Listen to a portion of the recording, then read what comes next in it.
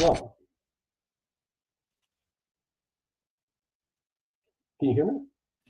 I can hear you. Okay, Yeah. good. Yeah, there's a little bit of a. I've never had a clip just stop on me like that, but wondered if Yeah. oh well. Aside from technical difficulties, great to have you on the show. Thanks for coming on. Oh I've yeah, got a thanks. Thank you. live now called Immortal Coil. Tell us a little bit about Immortal Coil.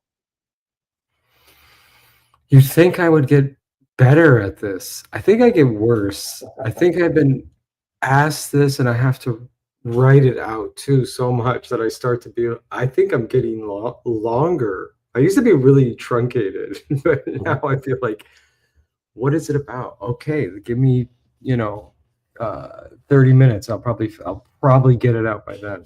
Well, you're the only guest tonight, so it's fine. And actually, I've said this last week as well. Usually, everybody goes way past. I kind of say, oh, I'll try to make it like 30 seconds, and we'll get into it. Nobody Yeah. goes 30 seconds. It's like too much. I mean, in fact, the one time somebody did just have a quick, concise 30-second pitch, I was like sharing out a link or something. I'm like, oh crap, are we done? Yeah. Yeah.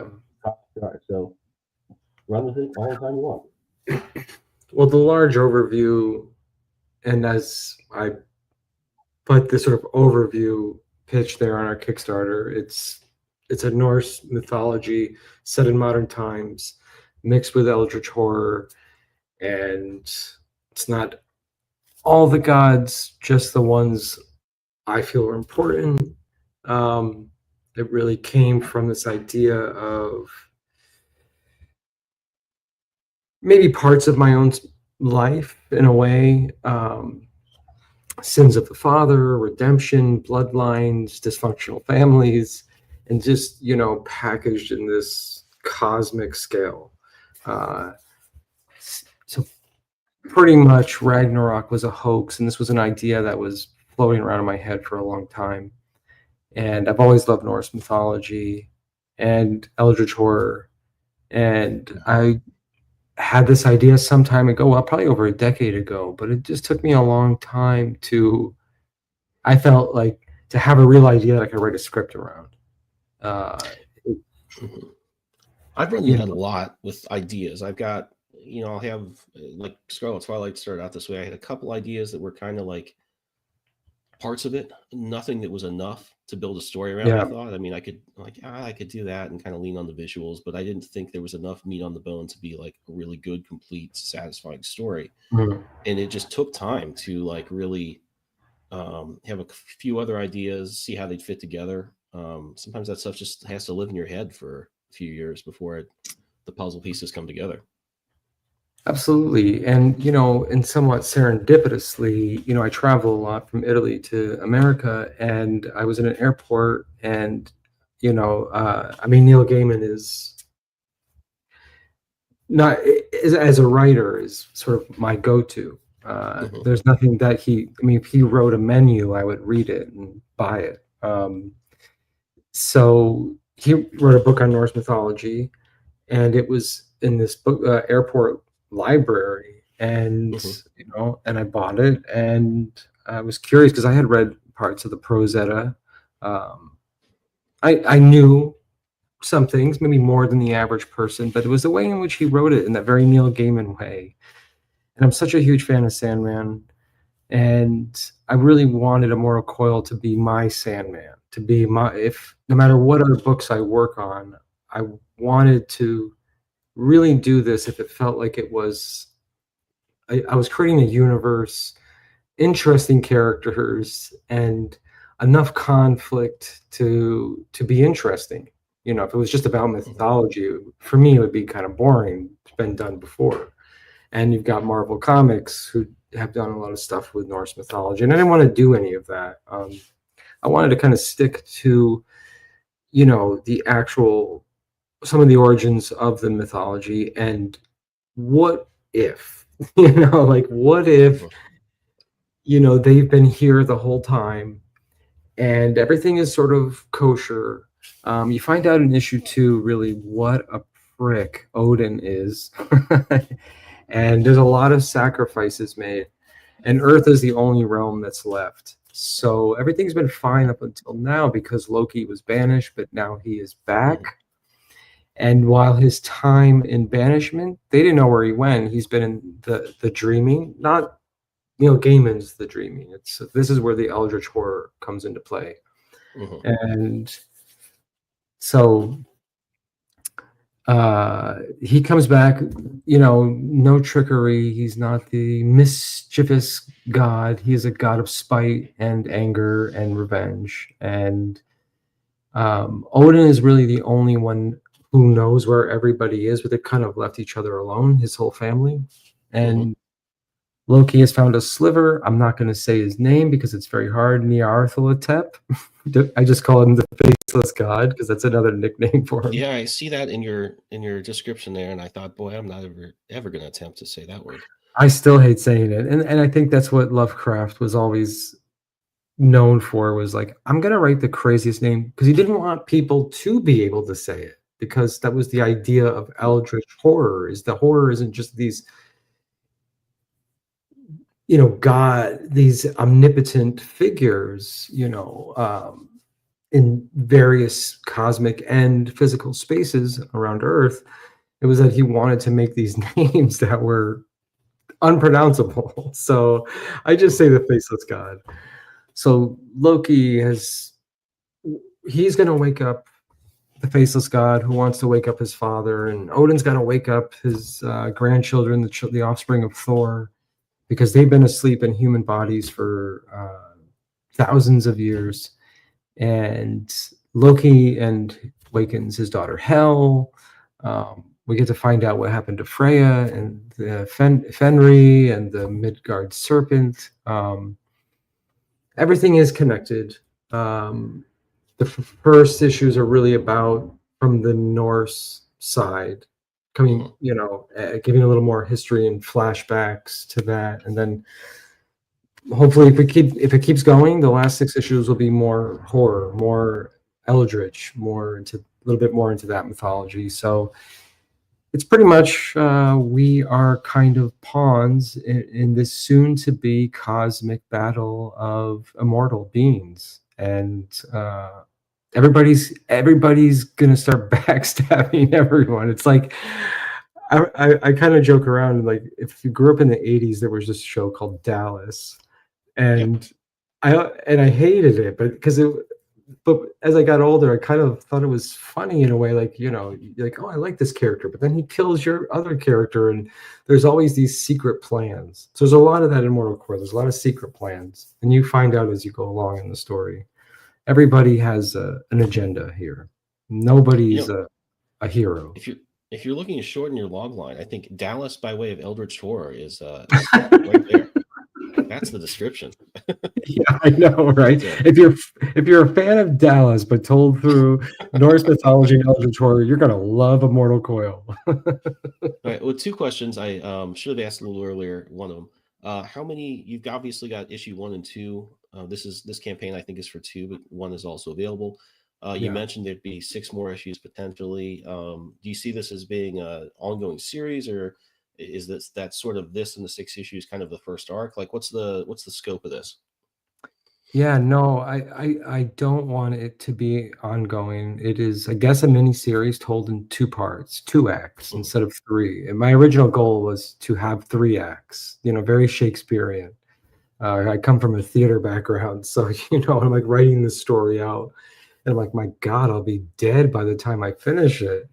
So I'm like, I could tell it in 2 story arcs. So the first 6 issues are this story arc, sort of getting to know the characters, some exposition, climaxing to where the Norse gods and this eldritch aspect, are going to clash. And that's the first 6 issues. And then conclude it in another 6, maybe 7, I think 6 issues, and kind of like a epilogue. What's going to happen? So there's winners and losers, but mostly losers in this story. But Pyrrhic victories. Okay. So This is what I said. I had two questions, and this is the other one. Maybe this is something I'm going to get static for, but I'm not. I mean, I'm aware of Lovecraft and this stuff. And so many books are kind of say Eldritch or Lovecraftian. What exactly is Eldritch themes or horror? Well, that is sort of the universe of Lovecraft that he started. It is, a mythology that he kind of born into the universe through his imagination. But Lovecraft never copyrighted his work. He wanted that universe to expand to any writer, artist, fan fiction, just to be continuous, and it can go in different directions. So I mean, a lot of the characters, the main characters, the gods of the Lovecraft universe, these eldritch horrors, monsters, but they're really more than that. I mean, these are gods. They're just more horrific. We could relate to like an Odin or a Thor because they've always been portrayed as looking human. So there's a lot of humanness to their mythology and a lot of humanness in my comic.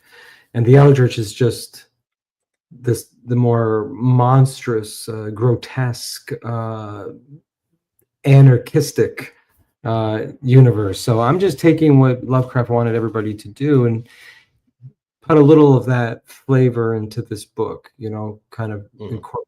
But what really interests me is not so much just Lovecraft, is that there is this character, Nyarlathotep, the faceless god, who's the offspring of Azazoth. And he's what I loved about the character when I went back and was reading Lovecraft is that he's the only one in that mythology who posed as a human, as a pharaoh. And so I thought this was very interesting because it's almost more scary. I mean, if we saw a planet-sized monster coming down from the sky, we would be speechless in horror. But the fact that there is this omnipotent, sadistic, non-human monster wearing our skin for me, was even more terrifying. Well, yeah, I think if you look at any of I guess mythology or religion stuff with Thor and Odin, we personalize them a lot. I mean, obviously the Marvel comics even go further with that, but I mean, they were definitely, and I think most religions do this in a way, like you want to bring some of that, make it sort of understandable. I mean, I think the magic of those things is kind of like, well, I mean, like God couldn't let Moses see him. He had to look at his back. He couldn't, the idea is he couldn't take it all in. And I think with a lot of these myths, it's, our attempt to just make some kind of peace with the things we don't know. I think what Lovecraft did, from what you described, and I guess the little, I know bits and pieces, obviously, because everybody I know is super into Lovecraft stuff. Yeah. And I've seen a lot of stuff that draws on it, is kind of, he had an appreciation. If I wanted to take that sense of the unknowable, because it is disturbing just to think about what's out there and that you don't understand it and you're powerless against it. But his take was almost like, and it's horrible. It's not comforting in any way. It's not a thunder god that sometimes looks out for you. Exactly. It's Jesus. It's not this. It's his view was this nihilistic, I guess, take on it, but kept all the sort of magic and the colorful images and the unknowingness too. I think even that goes to your comment about that name that's just unpronounceable. Like, you're just not able to say it. It's not supposed to be said.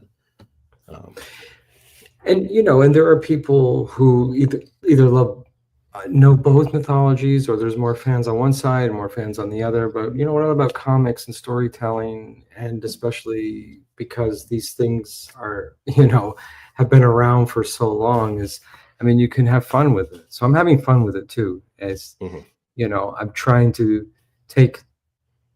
taking a lot of liberties in this comic, to try to tell my story, but use some things that I love. And, like if I say, and what's funny is that actually in the first issue, nobody uses the names. I didn't want anyone to say Odin. I didn't want anyone to say Loki. I didn't want anyone to say Hel, because you're instantly imagining what you think this character will be.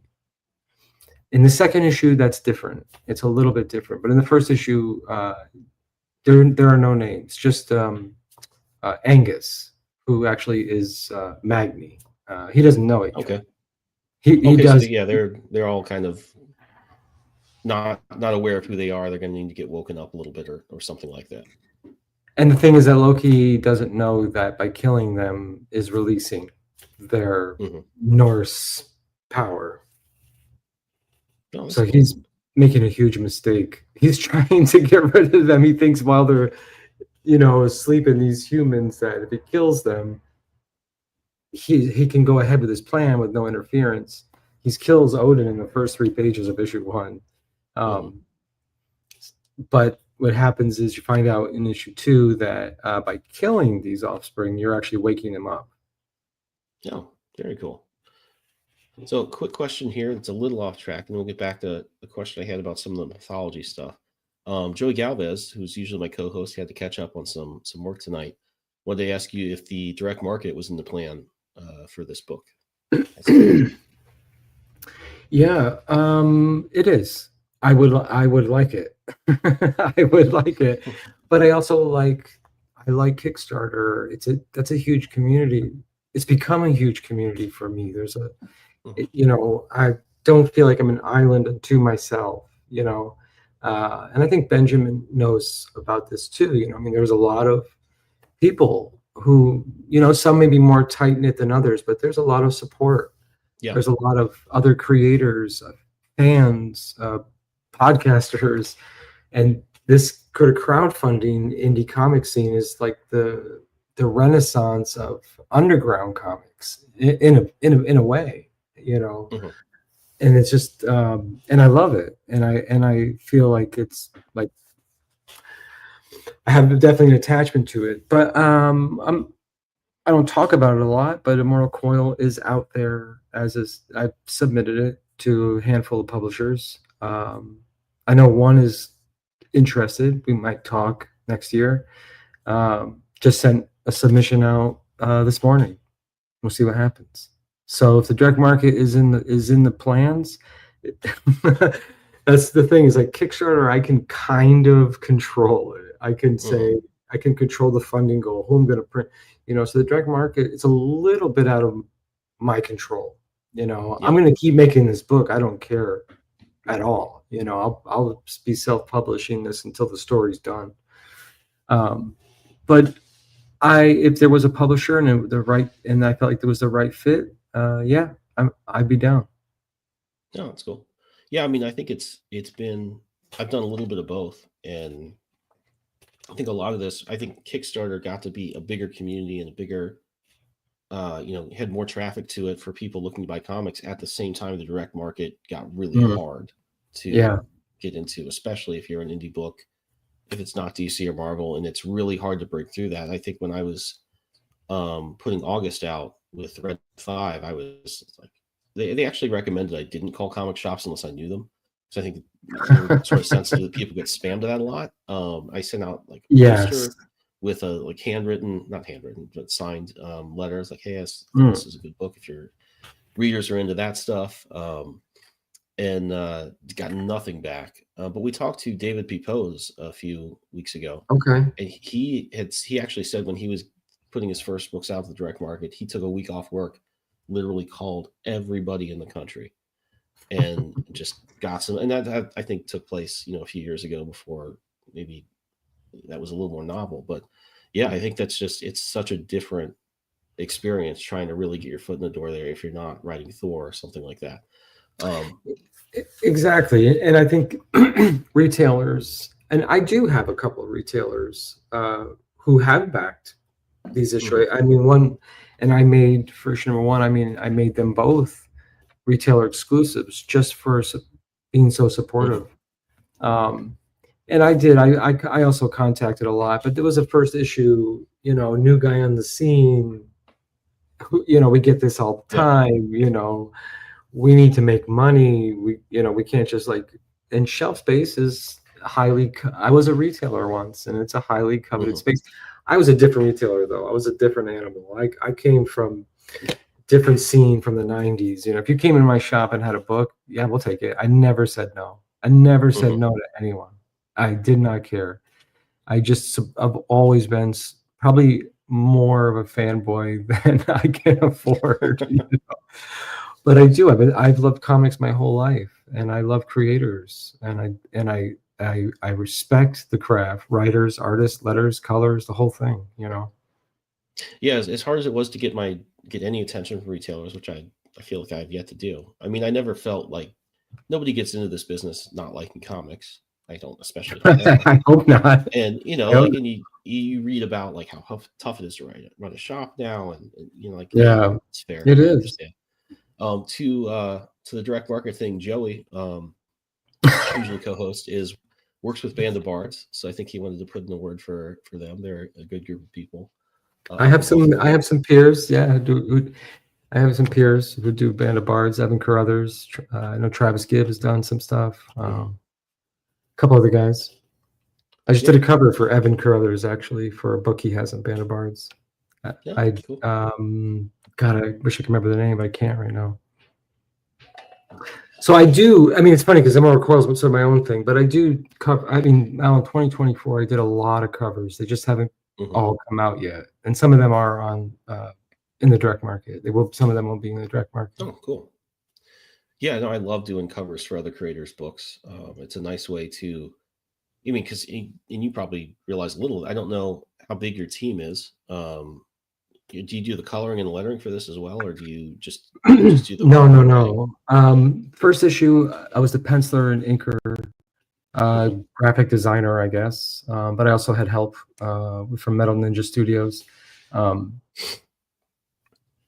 But Guilherme Lindenberg, who's in Brazil, we met through my friend Simon Gao, who's an amazing colorist from the UK. And he turned me on to his protege, I guess, Guilherme. And Guilherme just was the only person that did a test page for me, and I felt like he understood it right away. He knew what I was trying to do, and I couldn't imagine any other colorists working together on this book. I work with other colorists that I love too, but just for this one. So, and then Rob Jones from the UK did the first issue. Second issue is Jerome Gagnon. Oh, okay, yeah, does a lot of books. Yeah, from Montreal, and I just been, and they're both awesome letters. There was just some different direction stuff I was going in, and I felt that Jerome just kind of got that more. But they're both great letters. I'm actually working with Rob on another book, and actually version number 2 I have stopped inking because it's taking. I did it for economics of time, but I reconnected with an artist friend of mine in I think he's in Virginia, and I said, well, I've been thinking about using an inker, and he said, well, I would love to just do it for fun, and I loved it so much that I said, why don't we just do the whole book together? And then and the amazing thing is that actually I felt like since I started working with John Martin on the second issue, my pencils, because that's all I have to do. Well, it's not all I have to do. I have to write the script. I do, the layouts, make sure everything is exactly, because it's my book. So I'm a little more, what's the word? Control freak. Yeah, that's why I'm like, for me, I would love to have help at the same time. And it would be awesome just to have a day-to-day collaboration with people and not be quite so siloed off doing everything myself. At the same time, you're an awesome artist, man. Oh, thanks, man. Yeah, I've seen August, and I think the covers. I feel like I can't imagine. I feel like your book is definitely one that retailers would want on the shelf. It's just has that feel. I think. I guess I don't know. Has that feel to it, but no, that to be the case. Yeah. No, I'm a fan of yours. Oh, thank you. Yeah. I mean, as much as I'd like a little bit of help and for time purposes, and I think just it's fun to work with the team when it's my thing, especially August, which I'm. That's kind of like the way you've described Mortal Coil. It's like you're going to do it no matter what, and it's a bunch of ideas. Yeah, August is kind of like it hasn't been as successful, but it's the book I really care about and Yeah. relate to in a way. Mm. Scarlet Twilight, it was kind of started off as just a really good idea, and I've put a lot of other things into it that made it matter to me. But it's not as I'm not as precious about it. But I think of, like it would probably be tough for me to like work with a colorist even on Scarlet Twilight without being a complete pain in the butt and having them quit, which they totally right to do. With August, I think it would be impossible. I mean, as much as it takes time to do, it would be hard for me to hand that off. So it's really to your credit, I think, that you're able to do that. And I think it's easy when you get great colors and great collaborators like this. I mean, these colors are fantastic. Well, I have to Really be good stuff. honest. I have to be honest. I'm severely colorblind, so I can't color.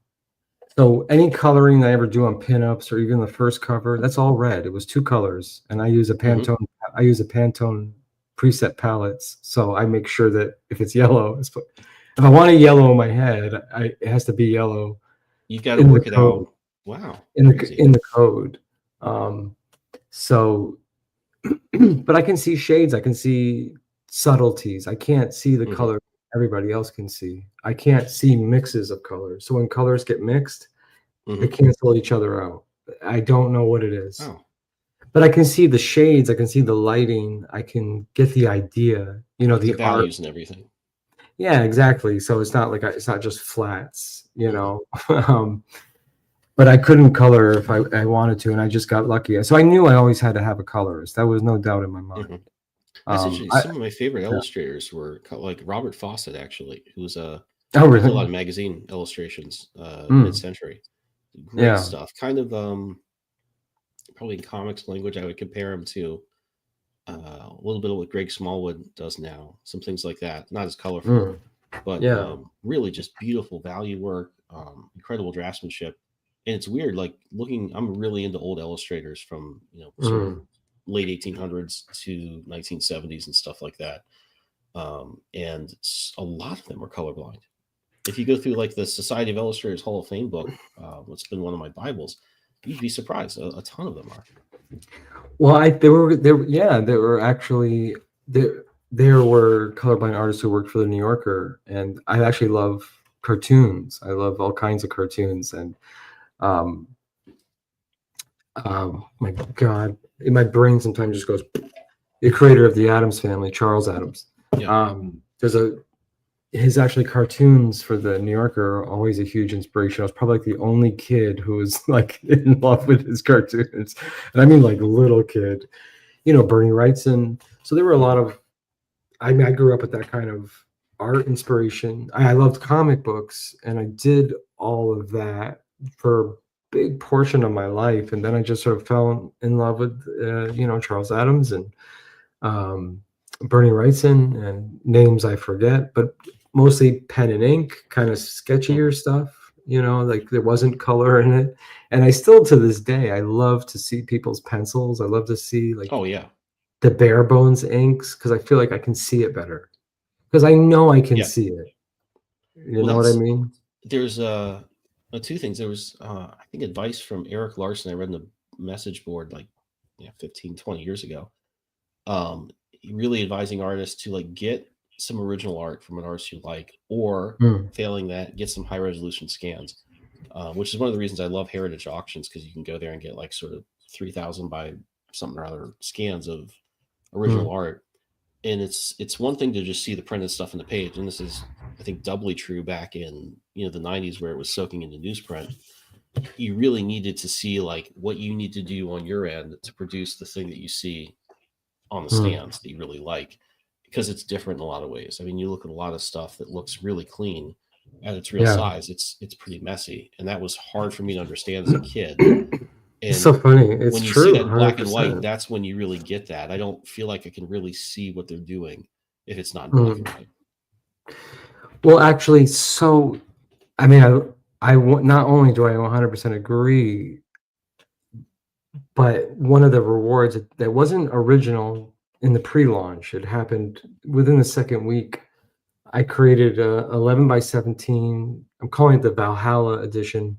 It's 11 by 17 artist proof. So it'll have the first 9 pages colored and lettered in digital, and then it's going to have the pencils, the pictures that John Martin and I sent back and forth to each other, inking process, blue lines, samples from the script, some commentary, some early sketches I did of the Faceless God, so that there was, for fans or people who enjoy that kind of thing, because I do, they could see the comic coming together. You know, that is because one of the things I can't stand is yes, I wrote it, and okay, I do the story and the art. But I feel like I don't really do all the art. You know, I'm like laying the blueprint for the art, because without John and without Guilherme, like this comic doesn't exist. You know, it would in some form. I find a different team, but what I'm saying is that it is such a collaboration,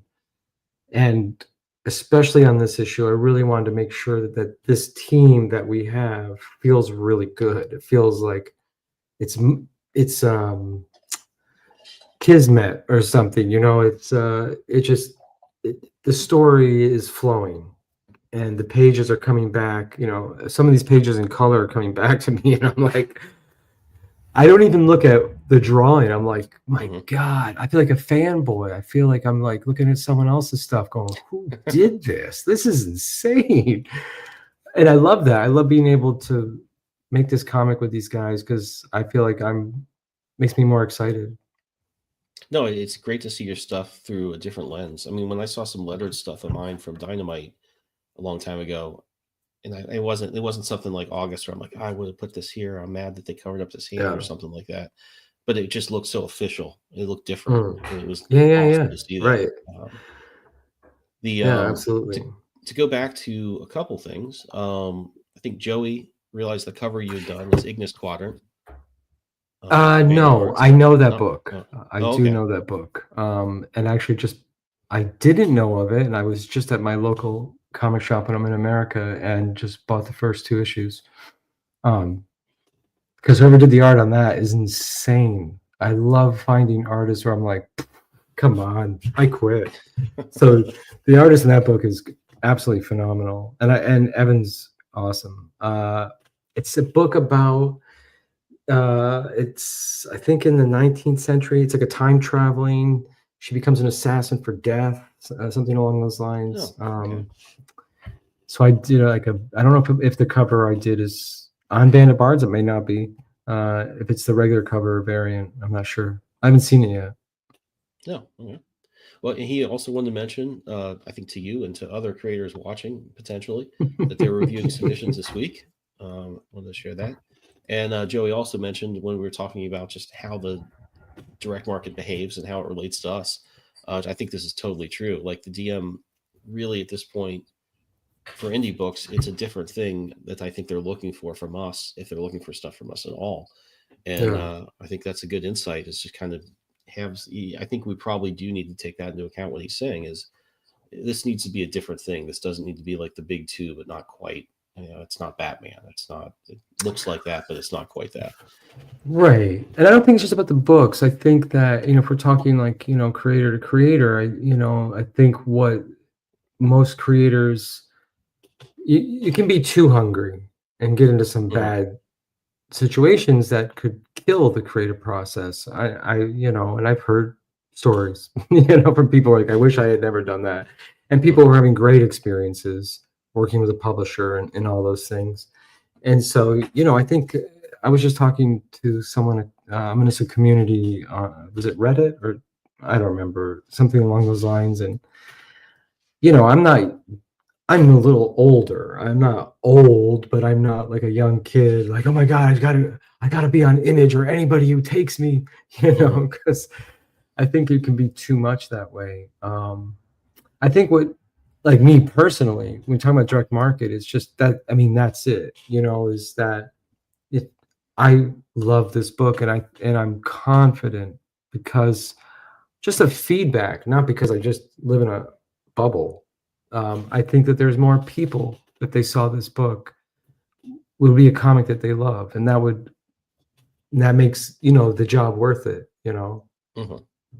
And so sometimes that's my hopes and the normal coil, is to find the right publisher to be on more shelves, to get in more people's hands. Because Kickstarter is great. A lot of people, are seeing it who didn't know about it before.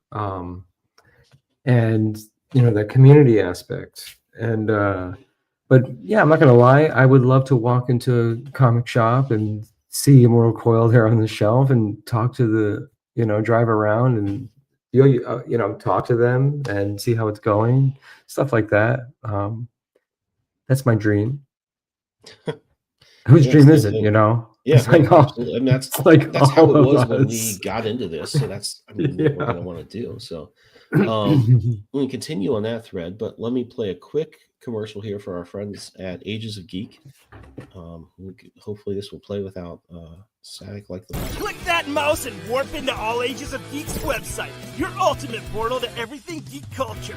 Here you'll find articles that speak your language, from the latest anime buzz to the coolest tech trends. Our mission, to celebrate geekdom in all its glory. Whether you're a gamer, a comic enthusiast, a 90s kid, or an anime aficionado, we've got something for you. Dive deep into them with All Ages of Geek.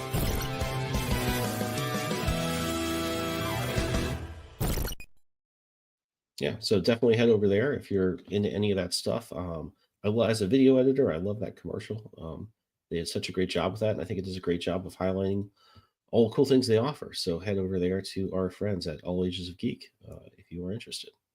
Gerald, what you were saying about the kind of just the fan experience you want to create, and I think that we're talking about direct market a little bit and Kickstarter. I think that's something I think about a lot. Is just I think about how I enjoyed comics. I mean, I still do, obviously, but I really go back in my mind to what I felt about these books when I was a kid. When I first became really just like, this is what I want to do with my life. I love these books. I'm excited about these. Can you hear me? Oh, I can't hear you. Oh, there he goes. I think we might have had a connection issue there. Hopefully he'll be back in a minute. But yeah, I'll just kind of go on that thread for a second. Oh, there he is. Sorry about that. I can hear. worries. Yeah, I had some audio trouble. Oh yeah, no problem. Glad it's working now. What I was going to say is just I think I go back to what really just sort of won me over with comics. As a kid, really little kid. I think my first memory is actually watching Superman the movie on ABC and just being like, "Wow, that's the coolest thing ever." Liking comics throughout my childhood, but really being more interested in baseball. And then when, I think in '89 or so, when Batman was really big, I got back into comics, and that was just it. And I look back at a lot of the things that drew me into comics, which are kind of not necessarily the things you'd expect. The memories I have are like kind of the house ads you'd see in DC Comics for upcoming stories, or the other books on the shelf I didn't have money to buy, but looked really cool, like Gotham by Gaslight, or some of the other. Oh yeah. Just interesting stuff. They had those like newsprint comic book. What did they call those things? They were sort of the guide of what would come out next month. They kind of wanted. It wasn't diamonds, but it was just something they had out at the comic book shop news or something like that. Right. That's the stuff that got me into it, and that's the kind of relationship I had with comics then. I look at Kickstarter and a lot of stuff now, or even indie publishers trying to do stuff in the direct market. I think we need to find ways to create stuff like that to communicate a lot of what you've been saying about how much you love this book and this story and these characters. And I think a lot of what you've been saying is like reminds me of that. Like these are the things that really got me into this, and you're kind of trying to recreate that experience on a slightly different platform. Yeah, I mean that would be great, and I think that I think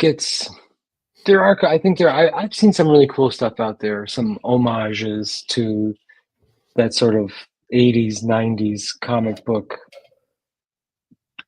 I don't know, getting excited about, because it felt like, I mean, sometimes it's the thing about, Kickstarter is, I mean, the Kickstarter market is crazy because there is no other market where people would wait 4 months to get a book in their hand, I mean, it depends, unless it was like an event you knew ahead of time.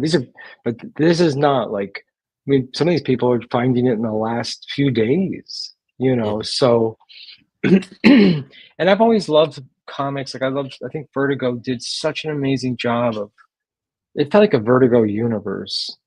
Like, even though there were different writers and there were different artists, different titles, it felt cohesive. I don't know. It felt like like Lucifer coming out of the pages of Sandman, and I love both of them.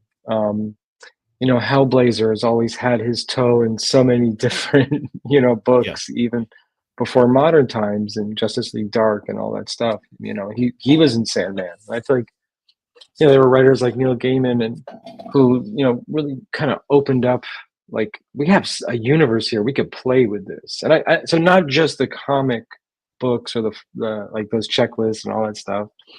I think there was I miss some of that, you know, and it's easier to do when you're a big publisher. You know, all indie Of course. creators are busting their butts to try to get their own thing going, you know. And Well, I much think what less, you're offering yeah, with like the artist edition stuff, and then all the sketches you show and things like that, and especially showing, you know, some of the creative process. It reminds me when I'd pick up like Marvel Age, and I'd see like, you know, they didn't have like, there was going to be a Gambit miniseries, but they just had sketches. That's kind of oh fun yeah, to see, and I think you could do that with Kickstarter, and just the offerings you give that are like, okay, it's not going to be just the comic, and I think that's at least when I look at it, it's like, okay, this is going to take longer to get in your hands than a comic you're going to go to the shop and buy this Wednesday and read it, you know, in the parking lot if you want. But yeah. what I can do is give you more of the process, whether that's sort of Yes. writing, construction things, whether that's sketches. I hope that's kind of a, you know, evens it out in some ways. And I think I look at kind of what you're offering here, especially in terms of the process stuff, would be interesting to people that are really into your world. And I think that's a cool trade-off. I mean, we can't compete with the big two stuff on price point, certainly, but we can offer more. And I think Kickstarter is such a cool place to do that. Well, I mean, yeah, and you nailed it. You know, it'll be March, could be April. You know, there's factors, and when you're self-publishing, you cannot control. If the printing gets messed up, what can you do about it? You have to wait. If somebody on your team has a family incident, you're gonna have to wait. So there's lots of factors that can happen when you're not a big, well-funded machine. You know, it's life, and we all have these lives, and so it was born of the idea of, well, the book's going to take a little bit. You know, we have to finish it. We're about 10 pages in. It's 24 pages, so we got, you know, almost halfway done. And it's my hopes we just keep plugging along. We'll be done, you know, sooner than we think. But the idea was, yeah. In the meantime, I think I was like, here's something fun, you know, and everybody who has backed this. The second stretch goal was to get the digital version in January. So by January, if you've backed Moral Coil, even if you donated $1, you're going to get the digital version of the artist proof by January. Yeah. And then March, the book should be ready. No, that's cool. That's definitely something I wanted to do in the campaign I'm running now. Is the digital version's like done. And I told people, hey, message me when you've backed. I'll send it to you today. It's cool. Like, I just want to get this out. And I also, I mean, I worked with a different crowdfunding platform on my previous other campaigns for the End of Scarlet Twilight and for August. And the printing delays were like insane. I don't think it was their fault. It was kind of just the printer's issue. And I've been burned by printers in my day job stuff a million times. So I just instantly blame the printer. And it's certainly been my experience. That's how that goes down and why. But you know, I wanted to kind of prove to people, hey, this book is done. It's done. You can read it today. And I want you to read it today. I'm a little surprised how few people have taken me up on that. So I think people are really patient with this stuff in a way that surprises me. They are. I agree with you. It surprises me too. I mean, but then I'm like, wait a second. I also, this past year, just really started getting most of my comics from Kickstarter as well. I would say 90% of the books I read are from Kickstarter. So then, and I really got to sit back and say, you know, and they kind of stagger. You know, there's so many of us making stuff on crowdfunding platforms that they're not waiting 4 months for you. You know, it's like, don't sit by the phone waiting for them to call. I mean, you're, you know, we're all just drops in the ocean, you know, and I think when you're a fan and you're backing books and you're getting books and you're going to your comic shop on Wednesday and getting some other books that, you know, you want from there and getting Kickstarter books, you got comics all the time. And then you go to the mailbox and there it is, and you're like, oh my God, yeah, here it is. I'm No, so that's so excited. fun. I wanted to read this so bad. I'm glad. I mean, once in a while there is a book I'm like, come on, I really want to read this. Well, and I but want to be that guy, like for readers. I want to be like, the last issue was cool. I'm excited. I want that buy-in for my characters. I oh hope yeah, to be like that. And I think because the next campaign I'm going to do is I'm trying to get buy-in on 4 issues, which is going to be half of my larger story. And I'm kind of hoping at least I can be sending things. I've heard a lot of writers and editors talk about how cool it is on Monday morning to get like a bunch of pages from a penciler or an inker, and it's just in your inbox. You get to look at this cool stuff. I thought, well, I can at least do that. I mean, I could be sending people stuff and updates every week if they want to read spoilers and like, or at least see spoilers, or maybe we'll just do a cropped in version that doesn't reveal some things if that's an issue. But like, we could do that stuff instead of that Marvel can't do, to kind of just even it out. It's like, hey, this could be fun in different ways, and I hope make it worth the time difference and the price point difference. Well, it's true that Marvel and DC can't because of legal reasons. There are actually, I know, I can't say names, but there is someone I know who's like a big name in the comics world who actually will go to a shop, and if you're by yourself, he'll show you stuff. This I know, and because I've heard some really awesome stories, and I'm like, I can't say anything. I can't say anything about it, but but you're right, and that's cool, and that's like I don't have any paywalls. I don't have a Patreon. I have a Substack, but if you have backed my book, you've already put your money in, as far as I'm concerned. I can't take any more money from you. I can't. It's a lot to spend $15 to $20 on a comic book, and then wait 4 months. That's the name of the game, though. No one's getting rich, but most creators know this, and our peers in the community, they're pretty well versed. But what I did after the first issue was, and I made sure on the surveys, I want to spam anybody, was, do you want to be on my newsletter? Because as the story continues, I will keep you in the loop. I will show you whatever you want to see, where we're going, anything like that. But because when the campaign ends, I stop sharing any artwork on Facebook because it's really not fair. I feel like it has, when the campaign ends, it's really about, hey, all of you people who really gave your support, it means a lot to me. So if you join this newsletter, I'll keep sharing with you, and all you gotta do is subscribe, and I don't spam anybody or anything like that. It's just if you want to.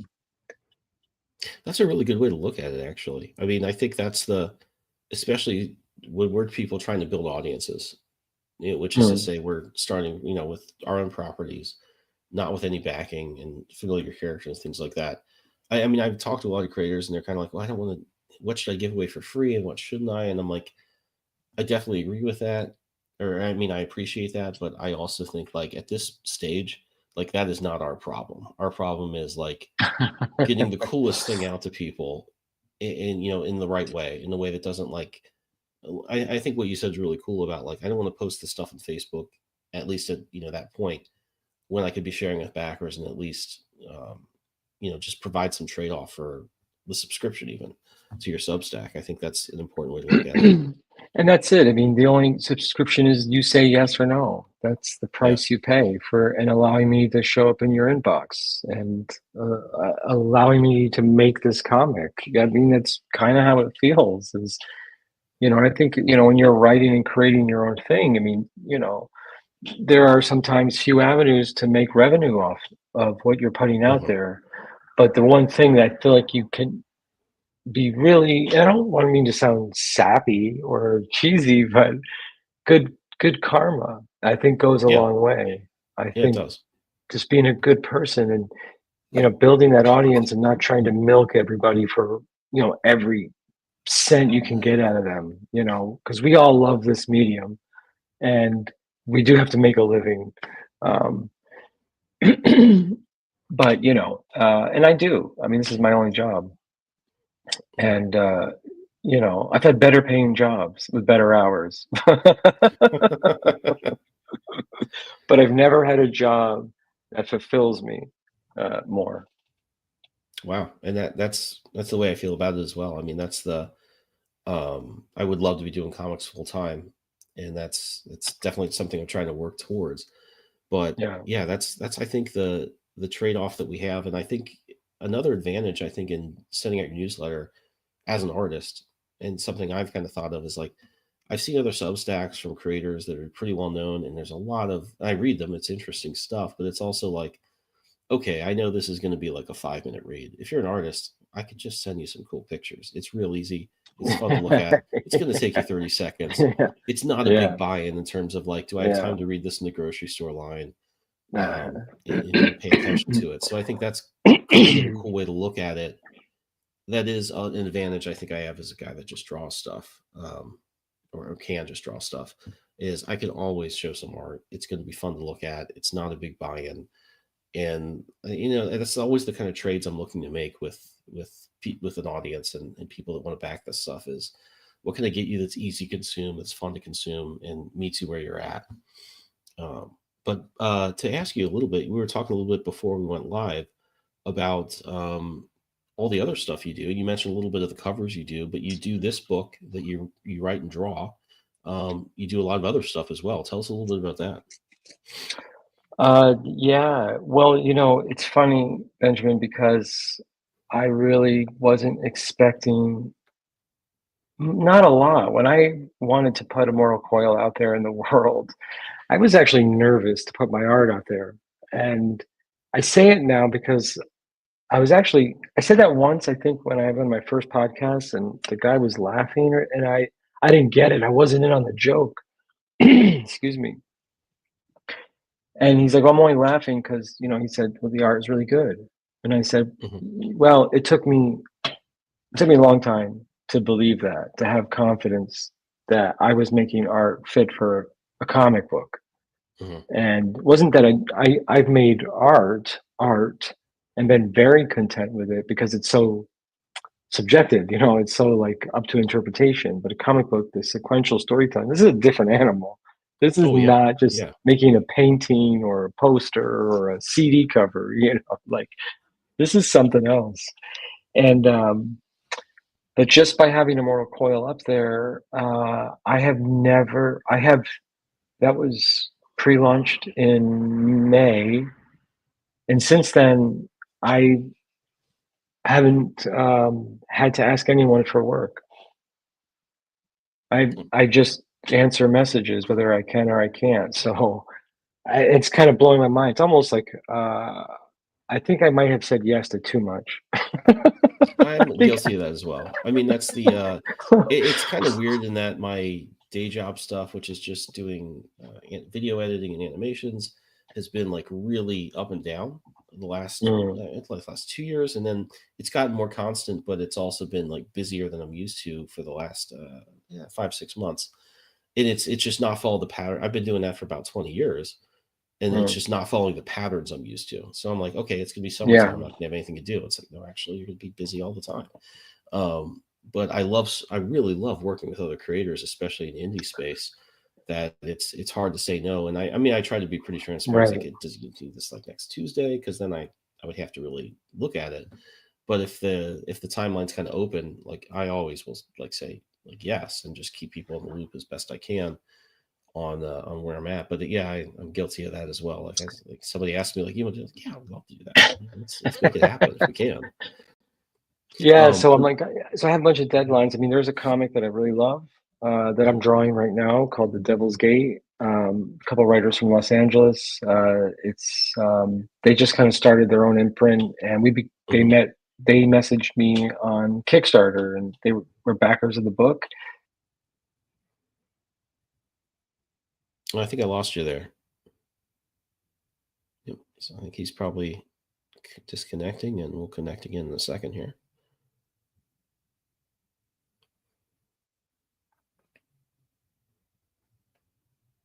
We'll see how that goes. But I mean, before he comes back, I mean, this artwork is so cool. But one of the things I was going to say, and maybe we'll get into later if the conversation goes that way, is It is hard, even if you're a great artist. I've done stuff that's really polished, really airbrushed, goes in the sides of buses, and is very photorealistic in some ways, or just like hyper realistic. That didn't always translate to be able to draw comics. It's almost as important to learn what you need to learn to leave out of an image. You can get in there and render everything, and sometimes it just doesn't look good on the comic book page. It doesn't look right. Part of that's it doesn't look familiar to what we're used to seeing from classic art style, certainly, but even more modern people that are popular. If you get in there and render everything out in the same way you would an advertisement or even a really detailed storyboard, it doesn't look like a comic book page. It doesn't flow, I think, more importantly, like a comic book page. And I think that's one of the things that even if you're a great artist, which Gerald certainly is, it's tough to jump into comics and feel like that page looks like you wanted it to look. And I think that's almost sometimes harder the better of an artist you are. I've seen a lot of people struggle with that, and I've struggled with it myself. Is you've done all these different styles, you kind of want to bring all that to a comic book page, and a comic book page only needs really specific things. The more detailed sometimes you make it, the less it reads well, and that's sort of a big thing that makes it look real, like a comic book page, but also lets your eye flow across the page and take in the right details at the right time. So Gerard is certainly good at that. Before he comes back, he might be having some trouble reconnecting. I'm going to promote a few comics that we have live or that friends of ours do. So let me switch over to that real quick as we're wrapping up. Olympic High, Sujin's Journey is a great looking book that has 5 days to go. Really cool stuff here. I think they're adapting this. It's been a web comic, and they're doing. I think this is just a web comic version, but they've got a really cool book that's a fun world with obviously some fantastic art.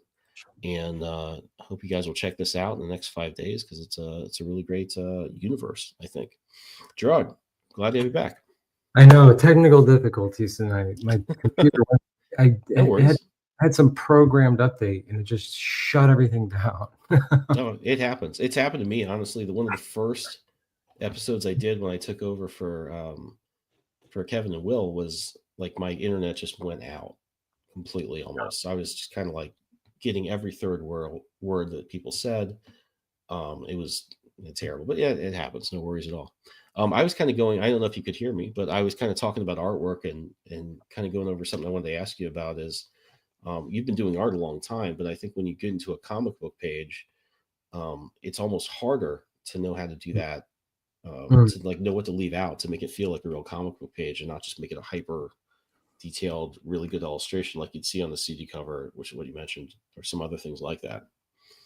I agree. I think it's very different. I mean, you could almost become too schooled on comic storytelling, and you can also come in thinking, I'll just make great art and it'll work out that way, And so there, I mean, even when I go back and look at issue 1, there are things I'm doing differently in issue number 2, like really trying, I really look and think about every panel and that it makes sense and it has that feeling of continuity and time and space and storytelling. It is a very different art form, and I love it, and I've always loved it, but it's different to be a fan of it, to subconsciously be into it, and then to consciously create it. I think some of it comes natural to me because I was drawing comics since I was 5. But I think having stepped away from it for a while and doing such singular pieces of work, which is why I do love to do covers, because I get to kind of be that guy and just make a piece of art. But then again, the cover has to still tie into the vibe. Yeah. The cover you have to look on a shelf or online and say, I get a feeling of what this book is about and I'm in, like I think with your book, August, like I feel like you get it by the colors, by the line art. I can I don't know what the story's all about, but I'm like, I get the vibe. I know the vibe I think that's going for, and I think that's a good cover. And so, but yeah, when you're trying to make sequential art, it's that I'm still trying to get better at it, you know. Yeah, no, me too, man. It's weird because I was going. I'm like, all right, I want this to be like a little bit like Bernie Wrightson, but I also like this thing Jim Lee does, and this thing John Buscema did, and that, by the way, is not a meal that combines in a good way. But Mhm. that's something I kind of like. I have to get out of my head and be like, hey, what's the right thing for this story or for this? To your point, like a cover has to do a specific thing that relates to the story. It's representing in some way. It's got to be also, I think, in a different way, super eye-catching, super impactful, uh, Mhm. and also, give you very certain selling points, which I think is a very different line of thinking Yeah. than just creating another piece of art or even some of the interiors. You've got to do a lot of things at once in a way that looks very simple and generally is not at all simple. Well, one of the things that's helped me is that, in 2024, I've done a lot of covers, probably a dozen, and I think I'm starting to get it. I'm not kidding. I feel like, okay, I'm getting it. Because when I think my first cover that wasn't my book, I even look back and I think, no, the art is great. That'd make a great splash page. But the cover is not a splash page. And Yeah. that's something to differentiate too. Like that would make a great boom, like pre-page turner, like, whoa, love this page. Poof, in your face. But not necessarily, it's like trying to find that line between, well, it's not so simple, but it's not overly complicated either. Like, because you've got like 5 seconds, maybe less, 1.8 seconds to capture someone's attention, if you're lucky. Yeah, and I think that's something when I've talked to other creators and I'm doing covers for them, sometimes it's like, just do whatever you want. And then usually I'm lucky enough to see the story. So I can kind of be like, okay, there's a cool scene here that I think I can, and I'm not like super, it's not going to look like it happened, like one of the panels from a different angle. But I'm like, okay, there was something cool about this. This guy's going back to Earth after a long time, and I can do this in a cool way that you wouldn't get that from the cover. Hopefully Yeah. it would just look cool, but you'd also read the book and be like, yeah, that had the same idea. There was someone coming back from a journey, and maybe they've had friction getting back, which is a pretty common type thing to do. But that's something I really, I don't know if I'd be able to do that if I didn't have to look at my own books and think about, okay, what's cool about this story that I think people like for Scarlet Twilight. I'm like, all right, it's got to look very Art Deco. It's got to show this superhero. He's got to look cool. It's got to have some trade dress that also looks a little modern to get across what I'm doing here. And that really drove all the visual decisions. Like the sort of what I'd see in a PowerPoint if I was getting it from a client is kind of what goes into the artwork. And that's a different set. Yeah, absolutely. And I think that, I think as an artist, I feel like it is something I get asked a lot, and I will always usually say yes, because the covers are my favorite. I do love doing interiors, but some pages are more time consuming than others. I don't know if you run into that. Like sometimes a page just comes together almost like a beautiful accident. Very few edits, it's done. But then there are pages where I'm like, I hate this panel 1 so much, but I love every other panel, but this panel sucks. Now nobody knows it, No, nobody looks at that. And even panels I get high-res black and white scans of that I love, that I literally go in and look at how like they're rendering a shoulder in like just grotesque detail to kind of apply to my own stuff. I'll look at it maybe a year later and be like, there's a background detail that just like really sucks. And I'm like, I've spent hours looking at this page. I never saw that. And I try to think of that and be a little kinder to myself sometimes. Well, and it's true. And other people, who are maybe buying the book or interested in the book, they don't see it. There's so much going on. The story is moving. It's moving along. They've given it enough view to get the story. I think real comic fans are like, they do look at the art. They want the art to speak to them, to resonate with them, to feel like it has substance to it, or it's fun, or they like art that's fun, or they like art that's cartoony. I mean, there's kind of an art style for everyone. There's like a comic for everybody, and hopefully they're getting that thing that like that entertainment that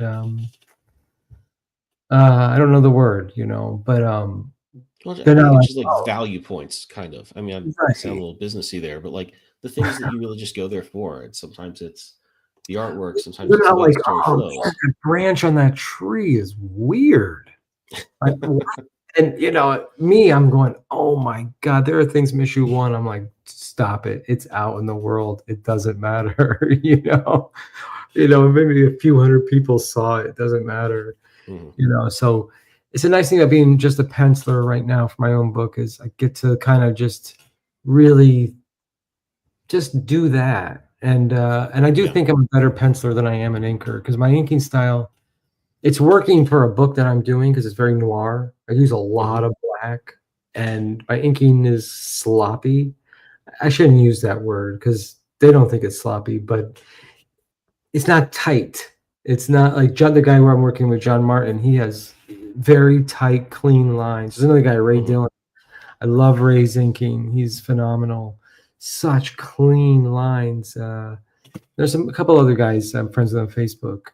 I can't ink like that, and I will never. And I probably will never. Like, so it's nice to kind of just for at least this book to just focus on the pencils, that blueprint. Making those panels and these characters feel real.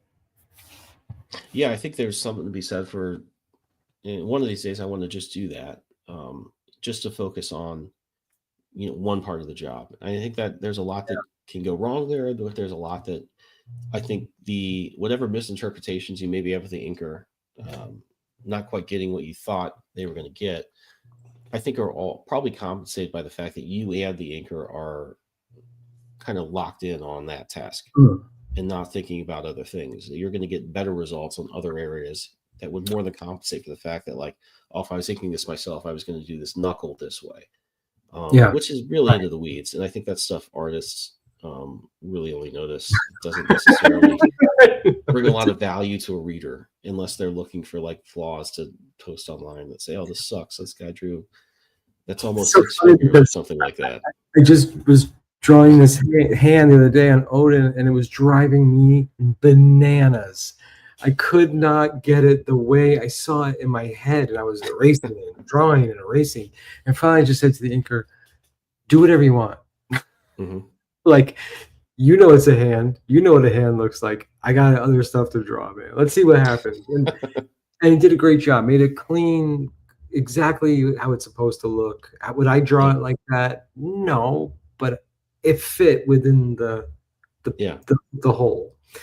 And no, it's been a lot of fun to work with an inker. I was really nervous. I was very scared because I feel like, especially on a book that I create and I love so much, but the feedback has been great. I pencil and ink on a book I was saying before, Devil's Gate. That's been a lot of fun. It's like a revenge noir western horror book. I got another book supposed to start in January called The Hollowed Hills. It's like a Twin Peaks murder mystery. It takes place, I'm pretty sure in the Pacific Northwest or maybe the Midwest, which is almost creepier now. It's like the new creepy place, I guess, the Midwest. Yeah, kind of a lot of cryptids around there. A lot of covers and a bunch of covers. They're all indie creators, and more on the docket. So every month there's something to do. And that's a good way to wrap up. I think it's. I really love the story and kind of hearing your thought process about it. Those of you watching on YouTube now or later, the link to Immortal Coil is in the description. So you can just click over there and go right to the Kickstarter page and back this great book. Gerald, I'll ask you in a minute where else people can find you, but I'm going to jump over to some other books we wanted to highlight real quickly. Yeah, absolutely. Let's look at it. So Side Quest is from our friends at Oneshi Press. Has 3 days to go. Great group of creators. JL and Lindsay, who kind of run Oneshi, have done a lot of great stuff. They do this anthology that has all different types of stories. In addition to, there are other stories that they've done. Really fun stuff. I love everything I've seen from them, and I hope people will run over to Kickstarter next 3 days to check this one out. Next one I want to show real quick is the one we do with Geek Collective. Archetypes issue 2 just ended. We hit our goal, but this is still available for late pledges. So you can get my cover here, which is a homage to Fangoria from the 80s and 90s. I think they still That's so cool. mostly use this design, but has a lot of different art from some great creators. This one by Jonathan Hendrick is a great story. It also has a lot of things that you'll really enjoy. I think if you're starting out in comics, if you're trying to be a writer, stuff that like interviews creators, gets into the nuts and bolts of how these stories are created. It also has a lot of different short stories in there, which you'll see. So still time to get this one. You can also get issue 1. And I I'm think some of the backing that variants right we've done there. So, I'm gonna back it right now. Oh, well, thank you. But yeah, if everybody watching, the link for that is also in the description. So head over there and check that out. And finally, last but I hope not least, is my book, Scarlet Twilight, Countdown to Cobalt Crisis.